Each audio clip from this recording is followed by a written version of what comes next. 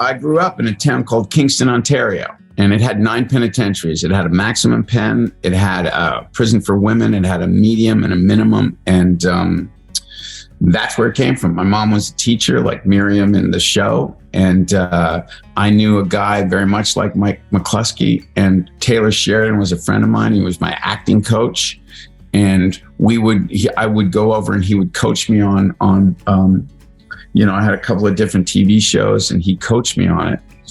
But really, I wanted to tell this story and this town with 9 penitentiaries and the people in it.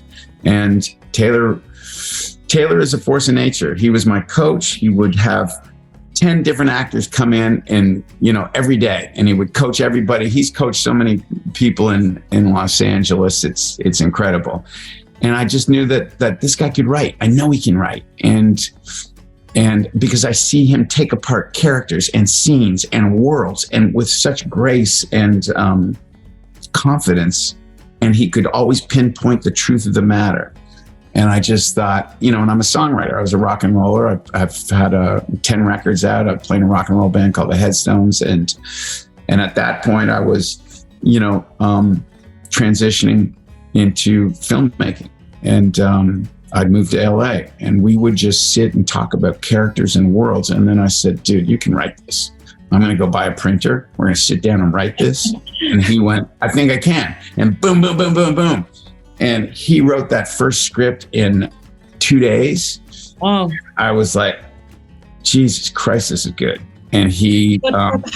How is the dynamics between you? Because you putting out the ideas to him, the plots, and then he writes, or do you write together, or how does it work? He is the most authentic American. So to explain that, I'm a guitar player. I write songs in my band, right? So I'm not as good as my guitar player, Trent Carr. So I like this song,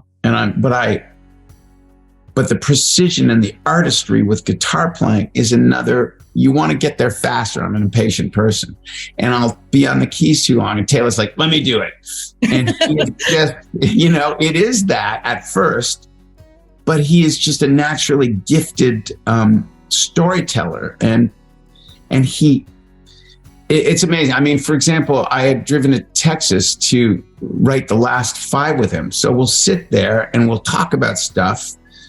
And he'll go, I got it. Let me do this. And he has his Shaw's chewing tobacco, spits it in a little red cup, and gets into it. And the reason he's like a Jimmy Page, the reason I'm used to it is I see my guitar player do that. It's like you see somebody who's world class, and it becomes you want to watch him do it because he's so good at it. And so to actually see him write is a marvel to experience, because you're talking about something and then you see it's like songwriting. It really is, because it's like handing somebody the guitar and you've talked about a song and I played the lackluster version of it, I will say. And I go, yeah, it goes something like this. And I hand them the guitar and they go, oh, you mean like this? And they sing it and play it perfectly, and have the rhythm and the inflections that you're in shock a little bit on how otherworldly they are in terms of their talent. Does that make sense? It does. And I can hear you're a big fan of Taylor Sheridan, and so am I. So I completely understand how talented he is. About how true to the story and the characters we meet is that to the childhood, or to the way you grew up? Well, I can explain it this way. Why he is great, and when we go back and forth on what works and what doesn't work with character and storytelling, is very simply that opening sequence, because that was the most important thing for me. So I pitched him that. He wrote that with the tennis ball going over the wall. And that never changed. So there are pieces in the show that never changed from when we originally did it, and what I pitched him.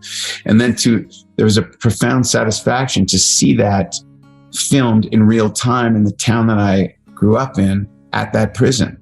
It was, now there's a film crew. Now it's a decommissioned prison. Now Jeremy Renner is playing a version of the guy that I knew. And it is profound on so many levels. Case in point, I had my own issues, growing up with drugs and alcohol and getting in trouble, and to see my mom and dad, who are now in their 90s, be able to witness this show, this American show with the, Jeremy Renner and Diane Wiest and Taylor Sheridan, come all the way back to this little town in Canada to shoot. It was profound. I can imagine. Just lastly here, I'm being told or asked to round up. Of course, I just want to hear for a lot of fans of the show, what's the news of Jeremy Renner? Because we're all very concerned about how he is. He is the captain. He is the man. And I got a video from him the very next day, and he's making jokes, and he's like, "I'm coming back," and he just makes me laugh. And it was the most terrifying way to start the year, and then the most relieved I've ever felt in my life to get that video. And he's just such a fighter, and it just, he cares so much about other people that he knew we'd be worried. So he sends, "Hey, I can't say what he said because it's profane, but he was very funny." And so to see that humor, it was just such a relief. And that's the kind of person he is. He knows, he wants you to feel better, so he's like, I can't say it, but he was just very funny. And this guy is unstoppable. He's coming back. Oh, I'm so glad to hear, because he's so good as Mike McCluskey. Yes. So, yeah, I'm really looking forward to this second season, Hugh. And see if you're going as dark. I mean, I'm thinking, how dark can you go? You can go darker. Like Leonard Cohen said, it always gets darker. And these are people who are predisposed to their darkest impulses. So yeah, it's I appreciate it. Thank you. Oh, scary. Thank you so much. Right. I'm looking forward to it. Thanks. Bye-bye.